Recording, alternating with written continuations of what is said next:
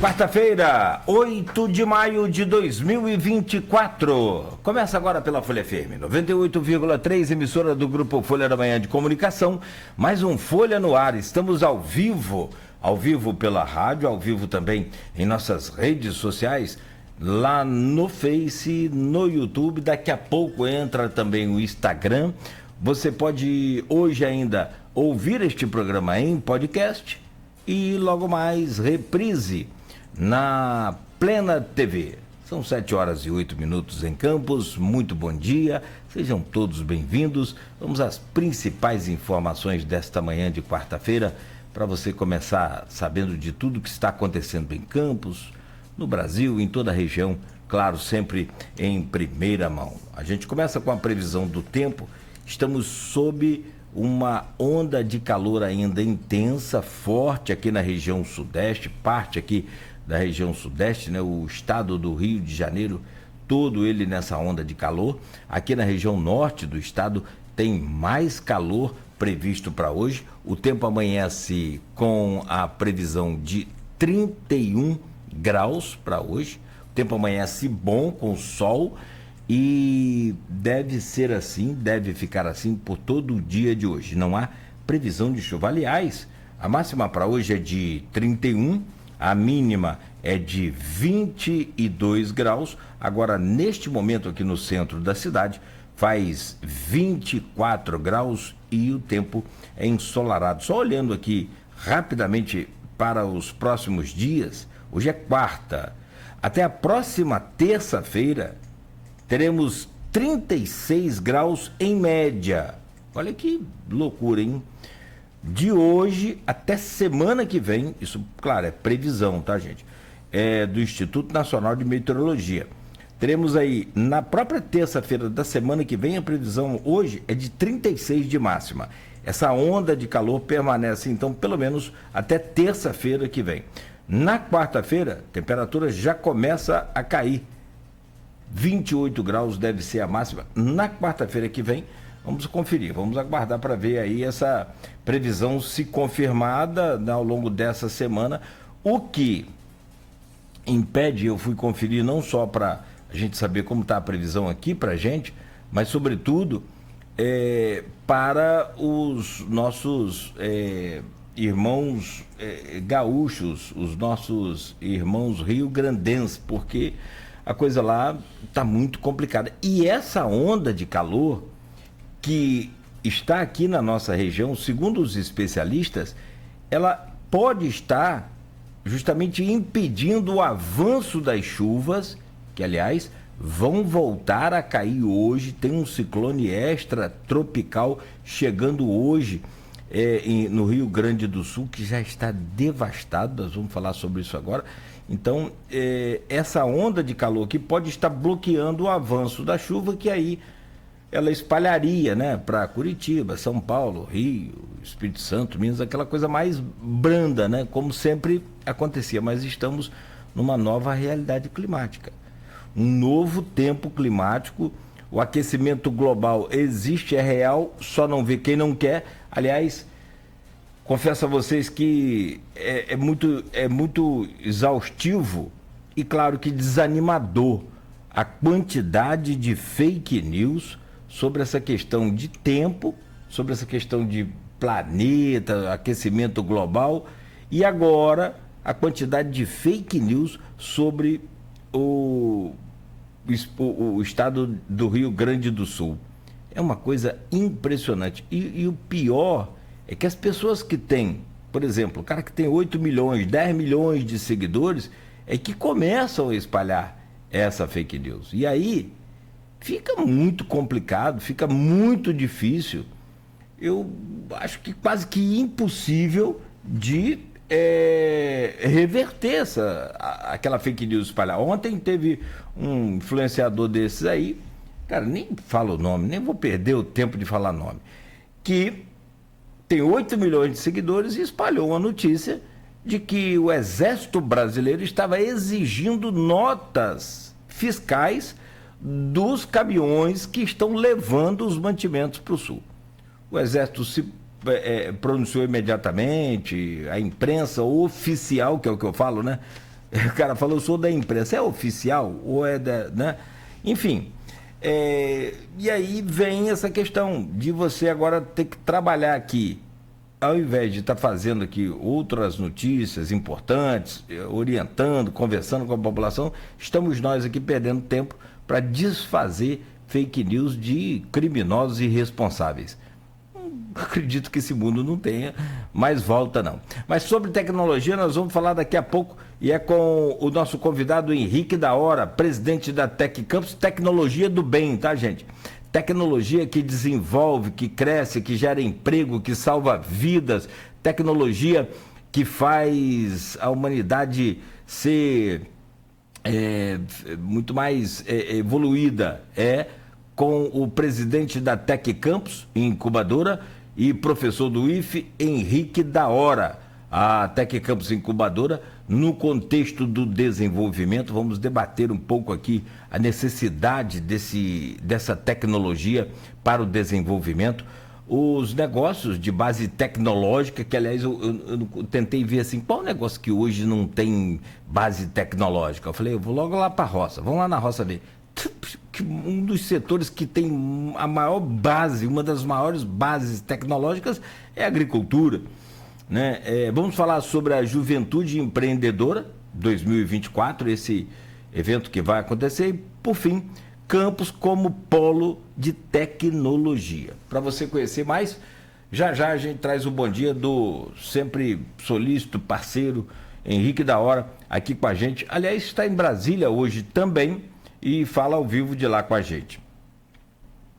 Sobre a tragédia no sul do país, só atualizando aqui algumas informações, os números chegam a 95 mortos, 131 desaparecidos.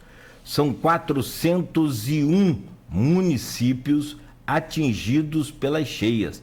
Desses, pelo menos 336 decretaram o estado de emergência. 601 mil pontos de residência, empresa, enfim, 601 mil pontos sem energia e sem água. Olha só, não são 601 mil pessoas, 601 mil imóveis, o que transforma isso num sem número de pessoas atingidas aí pela falta de energia e, muito pior, pela falta de água. Inclusive a Ambev, lá do Rio Grande do Sul, suspendeu a produção de cerveja e está envasando toda a sua capacidade de produção, produtiva, né? Está envasando água para socorrer aquela população. Não tem água para beber, quanto mais para banho. Então a situação lá é muito, muito, muito complicada. Com previsão, como eu disse hoje, e tem mais de 1.400.000 pessoas de alguma forma atingidas aí pelas cheias. É uma tragédia muito... Para o estado do Rio Grande do Sul é sem precedente. Passa, inclusive, uma de 1941, que era a referência de alagamento e de tragédia. O rio Guaíba está 10 vezes mais a sua capacidade e demora para baixar. E hoje, conforme a gente falava aqui, só para encurtar rapidamente aqui, meu caro Henrique, você que está nos acompanhando, só para a gente conferir, tem hoje uma previsão de ciclone extratropical que vai levar frio, né, e mais chuva. Então ventos podem chegar a 100 km por hora. Olha, a gente tem um aplicativo aqui que é lá de Santa Catarina. Então, quase sempre a gente faz contato com eles para ajustar alguma pendência, alguma função do aplicativo, às vezes que não está funcionando corretamente e tal. E não é raro a gente ligar para a empresa lá de Santa Catarina e os caras, a gente não consegue falar, 2, 3 dias sem conseguir falar. É porque um ciclone extratropical atingiu aquela região e queimou torres, derrubou torres, queimou transmissores de rádio e de telefones e tudo mais, e deixou uma região inteira sem comunicação. Isso não é raro, não é raro. E agora a gente vê aqui de novo, ciclone extratropical. Eu me lembro do tempo que a gente falava que no Brasil não tem ciclone, nem terremoto, nem furacão, mas em compensação tem uns políticos muito ruins. Lembra disso? Bom, a verdade é que eu acho que a gente continua com políticos muito ruins, nem todos, claro, e agora estamos ganhando esses efeitos climáticos aí, que, como esse aqui, é um ciclone extratropical. Tem, inclusive, no site do portal folha1.com.br, que a gente vai falar agora, tem um canal ali para você ajudar as pessoas lá do sul do país, de Porto Alegre, de Canelas, daquela região toda ali. Então, fique atento aí. Daqui a pouco a gente vai, ao longo do programa também, passar essa informação correta. Rapidamente, as manchetes de hoje do Jornal Folha da Manhã, para a gente começar com o Henrique da Hora. Nosso convidado no oferecimento de Proteus, Unimed Campos, Laboratório Plínio Bacelar e Vacina Plínio Bacelar. Com o aplicativo do Laboratório Plínio Bacelar, ficou fácil saber os resultados de exames, local de atendimento, horário de atendimento, tanto do laboratório quanto da clínica Vacina Plínio Bacelar. Aproveite, faça hoje aí, baixe o aplicativo hoje aí e já começa a fazer logo as consultas suas aí, a utilização. Em destaque no Jornal Folha da Manhã, que aliás acabou ocupando aqui boa parte e grande parte do dia ontem do Aloysio Abreu Barbosa, que está na bancada com a gente essa semana, e amanhã ele vai estar conosco aqui. E essa demanda de apuração da informação, para não sair trocando os pés pelas mãos, acabou ocupando ontem todo o dia dele e hoje ele não conseguiu estar aqui, mas amanhã estará ao vivo com a gente. Vladimir, nesta quarta em Brasília, por revolução no transporte. Está aqui na capa do jornal. Expectativa é de que projeto de 540 milhões do município seja contemplado pelo novo PAC. Aliás, na segunda-feira que vem, vamos conversar com o diretor, o presidente do IMTT, e ele vai falar sobre isso aqui, porque ele também está em Brasília hoje. Campos e São Francisco do Itabapoana tem 8 homicídios em 4 dias. É extermínio de gente. Coisa tá feia. Largada, Nova Canabrava é a primeira usina da região a começar a moagem da safra 2024-2025. A safra tem início com expectativa de alta de pelo menos 10% na produção. Ainda no Jornal Folha da Manhã, CCZ espera queda em infestação do Aedes aegypti. Homem preso na rodoviária por ameaçar a ex-mulher. Medida protetiva em funcionamento. Tá aqui, ó. Levantamento com 10.700 casos de dengue. Campos iniciou nesta semana o segundo Lira do ano. O levantamento do índice de infestação do Aedes aegypti, né? Batalhão em Campos tem novo comandante. Votação da LDO cobrada na Câmara de Vereadores. Pré-candidato a vereador é assassinado em Itaperuna.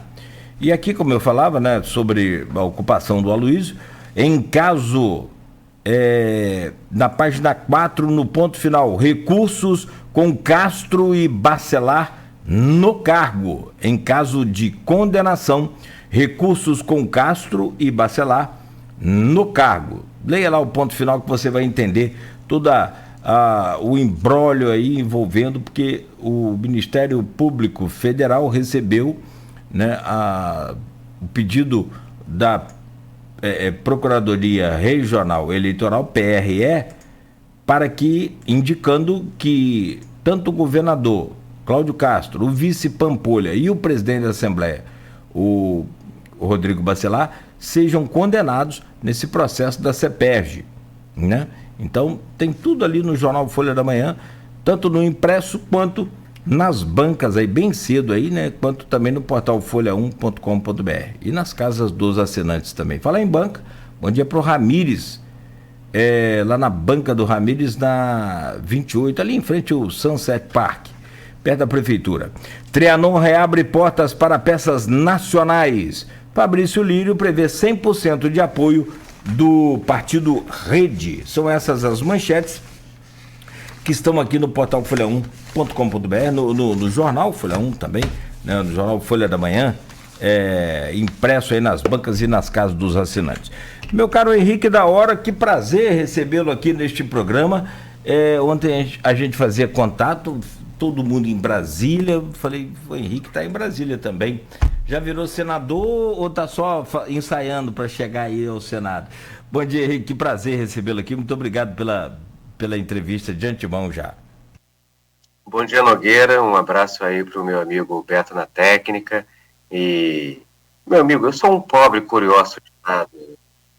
Eu acho que já tinha uns 2 ou 3 anos que eu não venho aqui em Brasília e está tendo um evento de inovação e a gente foi convidado pela CETEC, que está na organização, né, a Secretaria de Educação Profissional e Tecnológica, a apresentar um pouco do resultado que nós estamos tendo na Tec Incubadora.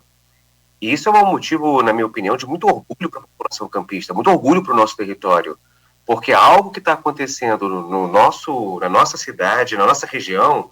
Antigamente a gente chamava de Tec Campus, porque a gente atendia somente campus. A gente expandiu isso, Tec Incubadora, até porque eu, como professor do Instituto Federal Fluminense, e o Instituto Federal Fluminense, apesar de ter sua origem lá na Escola Técnica Federal de Campos, está em Cabo Frio, está em Quissamã, está em Itaperuna, está em Pádua, está em São João da Barra, e eu costumo dizer que Campos ficou pequena para incubadora, e a gente mudou o nome de Tec Campus para Tec Incubadora por esse motivo. E a gente tem uma governança lá muito peculiar, porque a Tec Incubadora ela não pertence ao Instituto Federal Fluminense, como também não pertence ao ENF, não pertence à FAETEC, não pertence à CDL, à Firjan, ao Sebrae, e eu vou ficar citando aqui, eu vou às vezes esquecer uma ou outra pessoa, aos 15 que nos fazem, que não são os nossos mantenedores, né, são os nossos. Então, ela pertence à cidade, ela pertence a essa coletividade, o que, ao primeiro momento, parece muito bom.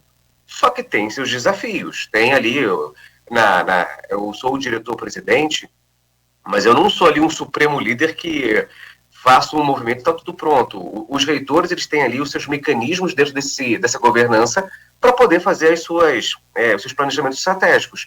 Na direção da incubadora, eu tenho comigo o professor Edson Terra, que é da UENF, tem o professor Rodrigo Lira, que é da Cândido Mendes, o professor Luiz Gustavo Antônio, que é da UF. Então, a gente tem uma gestão compartilhada, é uma responsabilidade que cada instituição coloca ali a sua parcela de contribuição para fazer essa conexão, e isso me dá muito orgulho, essa conexão entre o que acontece dentro das universidades enquanto pesquisa e as demandas da sociedade. É desafiador.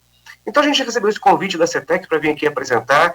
Estivemos apresentando ontem, foi muito bacana, muita gente querendo saber como é que acontece, que em geral as incubadoras são vinculadas a uma única instituição. Nós somos vinculadas a 15.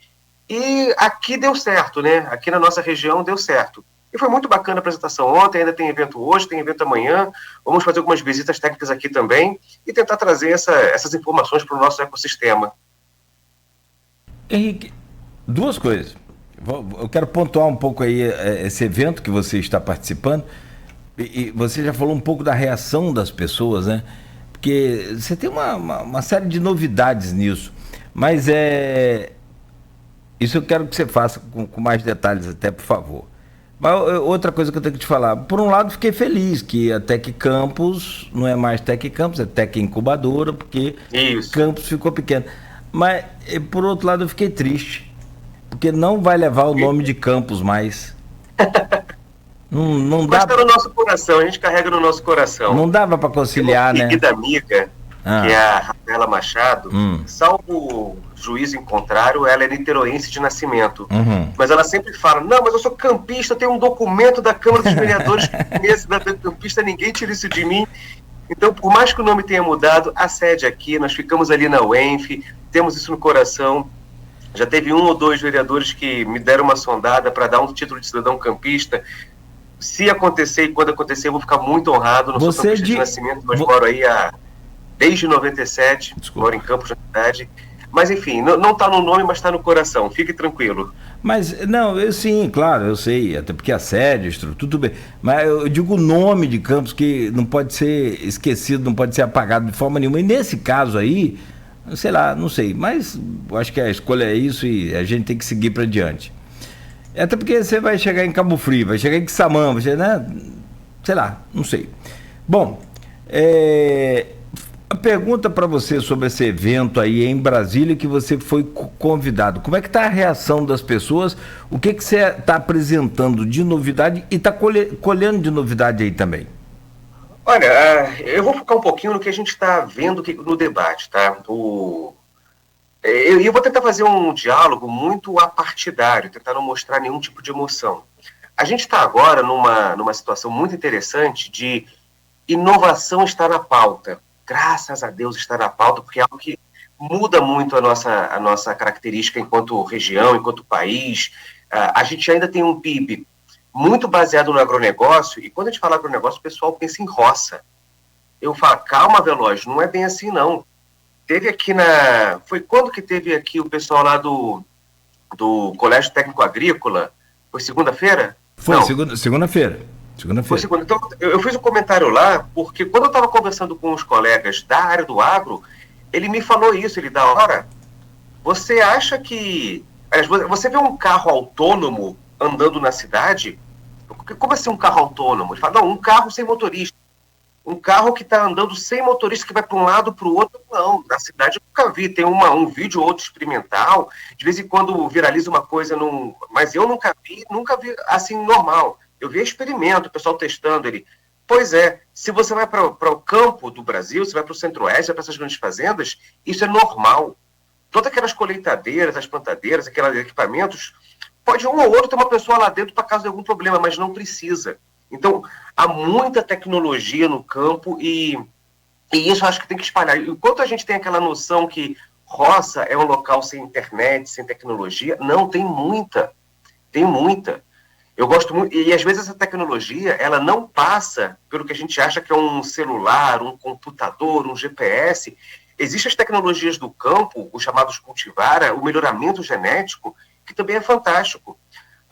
O Brasil fez uma opção pela soja, que passou pelas universidades, passou pela Embrapa, passou pelos pesquisadores, e hoje nós somos, enquanto país, um dos maiores produtores de soja do mundo. E, interessantemente, a gente não expandiu proporcionalmente a região de plantio. Isso é muito importante falar. A tecnologia que foi feita pelos pesquisadores nas Embrapa, nas UENFs da vida, e eu coloco o UENF porque é uma universidade de excelência, mas foi feito na verdade, como fosse a UENF, como fosse o professor Fábio Olivares, que é um cara fantástico. Eles conseguiram fazer o melhoramento genético de modo que aquela cana produzisse mais açúcar, que aquele hectare produzisse mais soja. E aí você tem uma produção maior sem expandir a área de plantio, sem avançar nas florestas, sem avançar nas áreas de preservação. Isso é tecnologia também. As pessoas às vezes falam, poxa, mas não tem um computador, não tem um celular. Não, isso também é inovação, também é tecnologia e nós também precisamos disso. E o que eu vim aqui em Brasília ver nesse debate, que está muito na pauta, é o que eles estão chamando de nova industrialização brasileira. Chamam de NIB agora, ficou um nome bonito, NIB, N-I-B, nova industrialização brasileira. Porque o Brasil ficou um pouco para trás por diversos motivos que eu acho que não vale a pena a gente ficar resgatando, mas ficou para trás. E a gente precisa de uma nova matriz econômica. Uma matriz econômica que seja mais diversificada. A gente costuma muito dizer, Nogueira, que o cachorro abana o rabo, mas o rabo não pode abanar o cachorro. E isso tem uma metáfora que diz que existem setores da economia que, se acontecer qualquer coisinha, um espirro lá, a economia entra em colapso.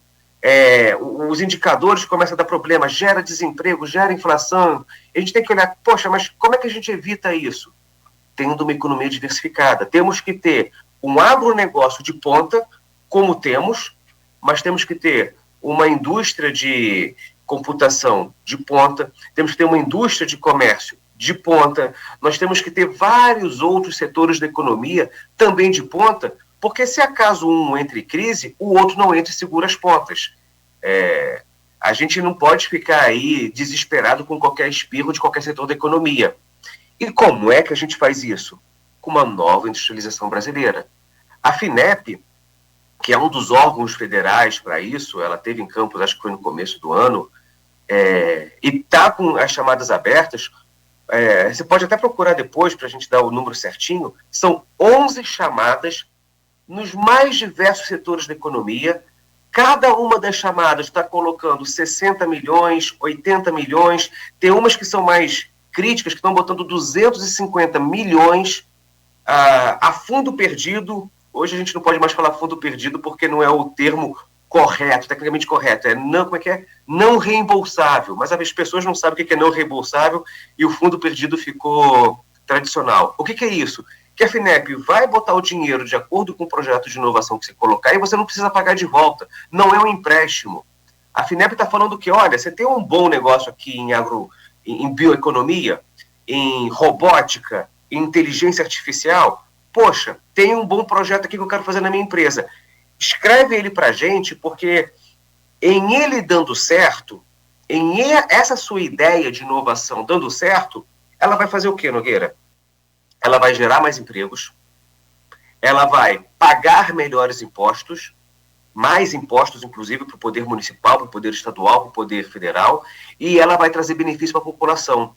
Então, na conta, vale a pena o governo investir esse dinheiro para as empresas inovarem, porque tanto o governo quanto a população vão se beneficiar disso. Sim, e nesse caso... Opa, tá fechado para mim, não te ouço, amigo, desculpa. Desculpa, perdão. Não, e nesse caso, é a tal da matriz que você falou. Porque... Exato, tem que começar de algum local. As coisas não começam... Eu gostaria que começasse grandiosas, eu gostaria que começasse com uma grande construção, grandes recursos, mas elas não começam. A gente teve numa missão uns anos atrás na Alemanha, e foi muito interessante porque lá tinha uma geração de energia de base de queima de combustível. E como é que era essa geração de energia de queima de base de combustível? É combustível fóssil, é algo que agride o meio ambiente, é algo que eles sabem que vai acabar, mas ainda paga as contas. Se ainda paga as contas, tem importância, a gente mantém. Só que eles começaram a investir em energias renováveis. E era pouquinho no faturamento. Mas eles sabem, isso aqui vai acabar. Isso aqui não vai ser assim. E é bom que não seja assim. É bom que mude. É bom que a gente avance na tecnologia. Só que isso não muda de um dia para o outro. A gente germina uma nova matriz. Essa nova matriz vai começar a ser ensaiada, ela vai crescer, vai começar a dar produção. Eu não vou identificar a startup, porque não convém. Mas tem uma empresa de base tecnológica, com uma tecnologia na área de fruticultura absolutamente fantástica, que o primeiro ano que ela estava operando, era montando o negócio, estruturando a operação, testando uma ou outra coisa. O segundo ano de operação, ela faturou mais de R$1 milhão. Quando a gente fala dos faturamentos das grandes empresas, parece pequeno, mas é o segundo ano de uma empresa de base tecnológica que saiu da universidade e está conectando a universidade à sociedade com uma tecnologia de ponta, que quem faz uso dessa tecnologia falou, nossa, eu quero isso para ontem. Sabe aquele negócio que eu comentei que hoje a gente consegue produzir mais na mesma região, sem expandir a área de plantio, a área de cultivo? Eles fizeram uma tecnologia que potencialmente multiplicou por 3 uma produção. E é fantástico, o produtor adorou, coloca o Brasil em protagonismo naquela cultura, é absolutamente fantástico. Só que a gente tem que começar. Eu não vou começar com 500 startups, não, eu vou começar com algumas, e elas vão dar certo, vão crescer, aí vem outras. É a situação normal, a gente não consegue fazer essa mudança numa canetada. Nós temos que germinar uma nova matriz econômica. Ou seja, a gente tem que olhar o orçamento municipal. Eu sei o que acontece. Olha, tem que ter uma parte do orçamento municipal para isso aqui. Ano que vem, uma parte um pouquinho maior. As universidades têm que ter uma parte do orçamento universitário, uma parte do orçamento do instituto, para fomentar pesquisa, para fomentar inovação, para fazer essa transferência de tecnologia, que é um desafio. Olha, nós temos aqui em Campos, eu falo muito sobre isso, o último dado oficial, se não me engano, eram 20 mil, e hoje acredito que esteja em 25 mil estudantes universitários. Tem uma matriz universitária que é fantástica, que ainda os gestores públicos têm ciência disso, mas ainda não sabem exatamente o que fazer com isso. Tem os programas da prefeitura, Viva Ciência, Mais Ciência, que fazem essa conexão de alguma forma. Mas eu repito muito isso, o empreendedorismo é uma forma fantástica de conectar a sociedade à universidade. Eu falo universidade porque é um termo genérico, porque eu sou de Instituto Federal. Às vezes a gente fala instituto, podem ter várias coisas. A universidade a gente não discute, que é muito claro o termo. Tem muita tecnologia, tem muita coisa sendo feita nas universidades. E às vezes só a universidade, só aquele grupo de professores sabem. E muita gente fala, poxa, mas se uma empresa viesse aqui e essa empresa pegasse tecnologia, seria fantástico. Nós temos que transferir essa tecnologia, nós temos que incentivar. Eu vou falar um pouco sobre isso, que os doutores sejam empreendedores. Outro dia você comentou, acho que foi ontem com o pessoal lá do Colégio Agrícola, um abraço para o Marcelo, para os que estiveram ontem, mas o Maurício Guedes, ele falava ele tem um discurso muito bacana, que ele fala, olha, o estado do Rio de Janeiro, e só o estado do Rio de Janeiro, esquece São Paulo, esquece Espírito Santo, esquece Minas, só o estado do Rio de Janeiro ele forma aproximadamente 3.000 doutores por ano. Então, em 2024 teremos 3.000 doutores formados, em 2023 foram formados aproximadamente 3.000 e por aí vai. Então a gente coloca que em 10 anos são 30.000 doutores formados. Para onde é que esses doutores vão? A universidade não consegue absorver todos eles como professores, como pesquisadores, não dá, eles absorvem o que pode. E países desenvolvidos, eu cito a Alemanha, cito o Japão, cito o Canadá, eles têm a maior parcela do seu corpo de doutores formados atuando na indústria. E aqui no Brasil é raro ver um doutor atuando na indústria. A gente olha, por que a Alemanha tem a Bayer, que é fantástica? Porque lá na Bayer tem funcionários que são doutores em química que fazem pesquisa junto com a universidade. Porque a Bosch, também alemã, tem aquelas tecnologias bacanas. Todo mundo deve ter uma furadeira Bosch, ou uma tecnologia Bosch. Porque a Bosch ela tem doutores nos seus quadros que fazem tecnologia. E a gente tem que seguir esse caminho. Criar condições para que os doutores, que os pesquisadores, que a tecnologia desenvolvida na universidade fica à disposição da sociedade por meio do empreendedorismo. Você diria, então, que... deixa eu fazer uma comparação aqui com o quê? Pode fazer com bolo, né? Agora a gente, café da manhã, né? Um bolo, aquele bolo... Você gosta de bolo... você gosta de bolo laranja? Eu não gosto, não. Muito. Você gosta de bolo? Eu não gosto, não. Eu gosto de bolo comum, bolo branco, tá. Mas vamos lá, uma bolaria. Você quer dizer que o confeiteiro, a confeiteira, quem prepara o bolo hoje para vender, e aí eu estou falando em empreendedorismo, né? E isso na pandemia foi gigante demais. Isso com brownie, por exemplo, foi exemplos assim. Você quer dizer que o cara que faz o bolo, que precisa ir lá no mercado, comprar os produtos, a matéria-prima para produzir o bolo, produz o bolo, é o cientista que estuda, que prepara, que faz as pesquisas. E esse mesmo cara que faz o bolo, ele segue então, depois do bolo pronto, para ele vender, ele acaba criando uma empresa ou uma microempresa e põe esse bolo na prateleira, mas não basta, ele tem que tirar foto, preparar esse material e colocar na internet também. Você quer dizer que o cientista ele deve ser assim também? Tanto... Tem por aí, tá? Eu vou aproveitar a sua metáfora, que é boa. Sim, a gente tem um curso de alimentos ali em Bom Jesus, Ciência e Tecnologia de Alimento, que é muito bacana, que eles vivem fazendo inovações em alimentos. Então eles fazem lá um biscoito com aproveitamento tecnológico de um coproduto, de uma farinha, etc., que ele enriquece alguma coisa, enfim. E assim, ao invés desse bolo tradicional que foi feito, ele descobriu um bolo que ele consegue fazer sem ovo, para o pessoal que tem alergia, ou sem leite, para quem é intolerante à lactose. Ele conseguiu colocar uma inovação. E quando a gente vai ver as pesquisas que existem, os artigos publicados, tem muita coisa assim, muita coisa assim.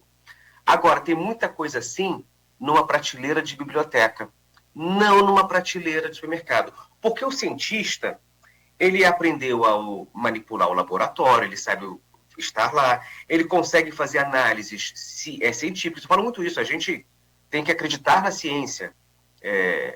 Só um pequeno parênteses sobre ciência, a gente falava aí no começo do programa sobre as questões científicas.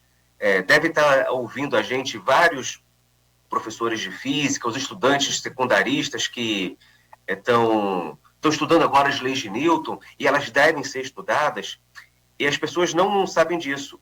Newton, que, na minha opinião, ele foi um dos primeiros... Na verdade, foi Galileu que fez as leis e Newton só formulou. A gente fala de leis de Newton, mas foi Galileu que ele descobriu. Galileu, que foi o fundador do método científico, na minha avaliação, tem um debate em cima disso que eu não vou entrar agora, ele formulou as leis.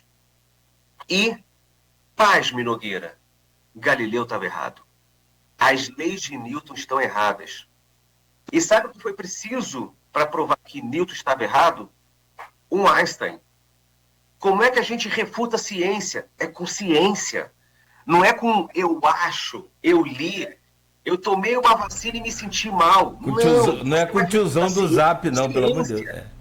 E a ciência se refuta. É comum, tem vários casos que a gente acreditava numa coisa e a gente fez a pesquisa e passou a acreditar em outra. A ciência ela não busca a verdade, ela busca respostas. Se tem uma resposta boa, ela usa. E você só pode refutar a ciência com ciência melhor. Não é esse, eu acho, eu li aqui, não existe esse eu li num WhatsApp. Ciência se refuta com ciência, não se refuta com opinião. Opinião você guarda para você. E só para os estudantes secundaristas que estão estudando a lei de Newton, continua estudando, porque ela é válida no nível de observação que a gente faz aqui. Quando o Einstein lança a relatividade, que ele fala, olha, isso é válido aqui, mas pode ser válido em vários outros lugares. Mas, Nogueira, precisou de um Einstein fantástico, prêmio Nobel de Física, na época considerado uma das pessoas mais inteligentes do mundo, para conseguir corrigir o que Galileu e Newton haviam dito 300 anos antes. Mas voltando agora que a gente estava falando ali do empreendedorismo, você desenvolveu lá um bolo que ele é fitness, que ele tem uma propriedade melhor, que ele usa menos açúcar, que ele é mais rico, e você conseguiu descobrir essas propriedades numa pesquisa científica que você fez, publicou um artigo, pegou o diploma de mestrado, publicou outro artigo, pegou o diploma de doutorado, e não pode acabar aí. Não pode acabar aí porque houve investimento público, né, na formação desse conhecimento. A gente fala muito que o que é pesquisa numa das definições que existem. Tá? Existem várias definições, eu vou usar uma que é melhor para esse contexto. É você pegar um recurso humano, que são as pessoas, um recurso financeiro, que é uma bolsa, e com esse recurso você vai gerar conhecimento. Nós somos excelentes nisso. O Brasil, a última vez que eu vi o ranking, era 13º ou 14º no ranking mundial. Estava ali com Holanda, com Coreia do Sul, a gente estava muito bem nisso. Agora, o que é inovação? É a gente pegar esse conhecimento e transformar em recurso. Majoritariamente recurso financeiro, mas podem ser outros recursos, pode ser uma otimização. Então, transformar recurso em conhecimento, nós fazemos isso muito bem, mas muito bem mesmo, nas universidades, nos programas de pós-graduação, com pesquisa. Transformar esse conhecimento em recurso, que é o caminho contrário, que é o processo de inovação. A última vez que eu vi o ranking, a gente estava em 57º, salvo engano. Assim, a gente estava do lado da Grécia, que quebrou há uns anos atrás, a gente estava atrás da Arábia Saudita, a gente estava assim numa posição vergonhosa, tá? É o ranking da inovação global, ele costuma sair, se eu não me engano, em setembro, outubro, e se o número não está impreciso, eu peço desculpas, mas ele pode não ser exatamente 57, a posição de 57º, mas ele é por aí, tá? Não estamos ali nem nos top 50. Top 50, mas a gente está ruim nesse ranking. E é esse o papel que a incubadora faz, é esse o papel que eu faço, é esse o papel da nova industrialização brasileira que deve ser feito. A gente tem que levar modernidade para o nosso parque industrial, a gente tem que levar empreendedorismo como opção para os nossos estudantes, e por aí vai. 49º lugar, um amigo meu aqui mandou para mim agora. Eu tô pesquisando aqui. Mas está ali beirando o top 50, tá? 49º. E eu acho que é o melhor ranking que a gente teve em muitos anos, dizendo que a gente está no caminho correto. Brasil, tá aqui, ó, Suíça, Suécia, Estados Unidos, Reino Unido e Singapura se destacaram como os 5 países mais inovadores em 2023, O Brasil ocupa a 49ª posição. Obrigado pela verificação online, né, para não deixar eu propagar uma fake news. Mas 49º lugar não é uma posição que honra a população brasileira. 49º lugar não faz jus às nossas universidades. 49º lugar não faz jus ao Instituto Federal Fluminense, ao UENF, à rede de institutos federais que a gente está aqui reunidos em Brasília, porque a gente pode fazer mais do que isso. A gente consegue fazer... Se você pegar o ranking da produção de artigo, é 14º, se não é 14º, é 13º. Isso faz jus aos nossos pesquisadores. Nós temos uma professora Rosana Rodrigues, que é uma pesquisadora excelente, nível altíssimo no CNPq, o professor Fábio Olivares e vários. Eu citei esses dois, que é reitor e vice-reitor, a gente tem um bom relacionamento. Mas tem vários outros lá que são fantásticos. O Instituto Federal também, o professor Rogério Atta, a UF também, o professor Bruno Leonardo, lá da Geografia, o professor Samuel. Nós temos mentes brilhantes aqui. E às vezes, Nogueira, tem aquela... mas você fez a sua pesquisa onde? Eu fui para fora do país. Eu fui para a Europa, fui para os Estados Unidos, fui para Singapura. Bacana, é legal, você pratica o idioma, você faz um relacionamento, eu acho, você faz conexões para pesquisa, isso é bom. Mas enquanto pesquisa, precisamos dos externos. É legal, é bom você ter relacionamento, diversidade de debate, sim. Mas falava isso outro dia sobre, eu não lembro exatamente qual era o conhecimento que eu estava comentando, mas você não precisa sair do país para se formar um pesquisador espetacular. Você consegue fazer isso dentro de uma UERJ, dentro de uma UF, dentro de uma UFRJ, dentro de uma UENF, dentro de um Instituto Federal. Nós temos um doutorado agora no Instituto Federal e devemos ter mais nos próximos anos. Então a gente pode fazer esse relacionamento de internacionalização por outros motivos, porque o nosso cientista, ele é capaz.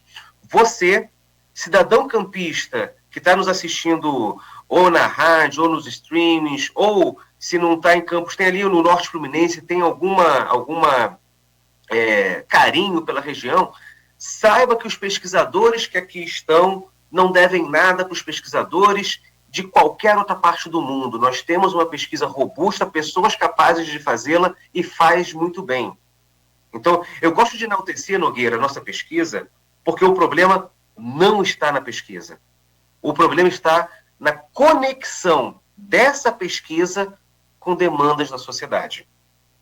A gente tem uma produtividade de cana-de-açúcar por hectare, a última vez que eu vi o dado, a gente começou a fazer, acho que 40, 50 toneladas por hectare.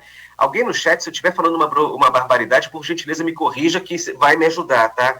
Mas teve um dia de campo, umas semanas atrás, e veio por um acaso, era meu primo, casado com minha prima, que veio falar sobre o que eles chamam de reforma, fazendo uma transição de cana-de-açúcar para soja.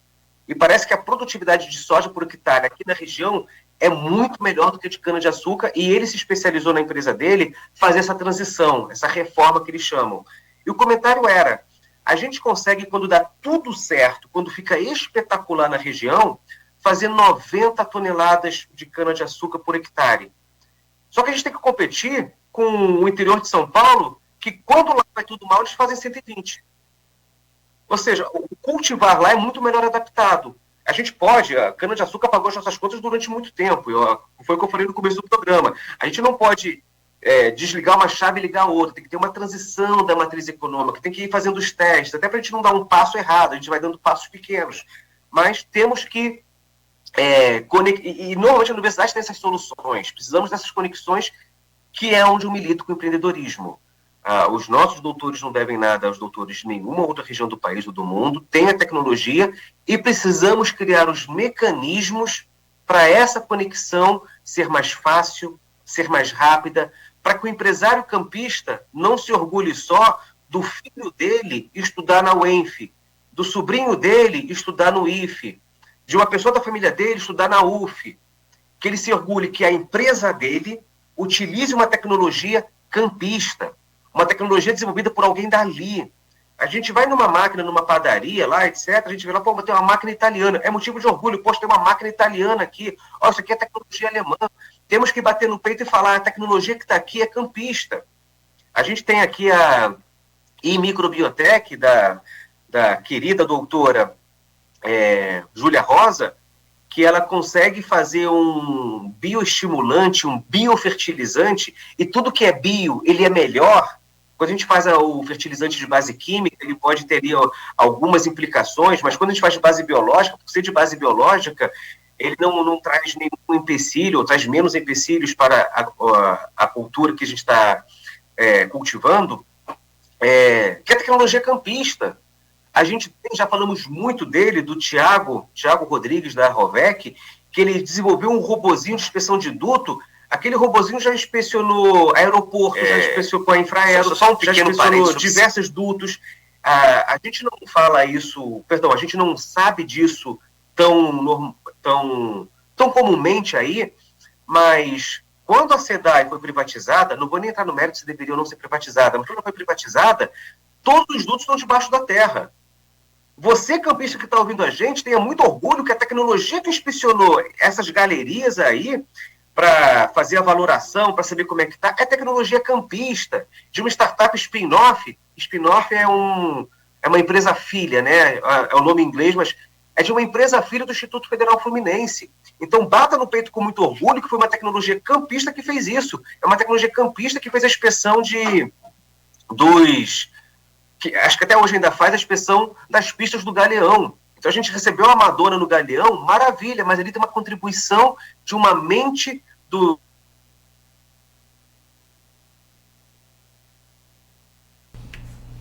Travou sua conexão aí, Henrique. São 7h54. Aproveitar, acho que você pode concluir o raciocínio. Daqui a pouco, no próximo bloco, aproveitar que travou aí, eu vou fazer essa pausa então. E você reconecta aí, se você estiver nos ouvindo. O Henrique da Hora é o nosso convidado hoje. Tem várias perguntas aqui para você. Tem no streaming, tem aqui da Rafaela Machado também, lá no grupo de WhatsApp do Blog Opiniões e também do nosso programa, que é do Aloysio Abreu Barbosa, e tem do Folha no Ar também. Então fique atento aí. Olha, tem Folha da Manhã nas bancas hoje já desde cedo, e você pode conferir. Vladimir nesta quarta em Brasília por revolução no transporte. É destaque aqui na Folha. Rápido intervalo, a gente volta a seguir. Vou reconectar o Henrique aqui. A gente segue com o nosso programa Folha no Ar, que tem o oferecimento de Proteus, Unimed Campos, Laboratório Plínio Bacelar e Vacina Plínio Bacelar. Logo agora, nesse início de bloco aqui, tem uma dica muito valiosa da equipe da Nauta XP, que é para você investir o seu dinheiro com a melhor rentabilidade e com total segurança. Aproveite, fique atento aí e consulte nauta.vc.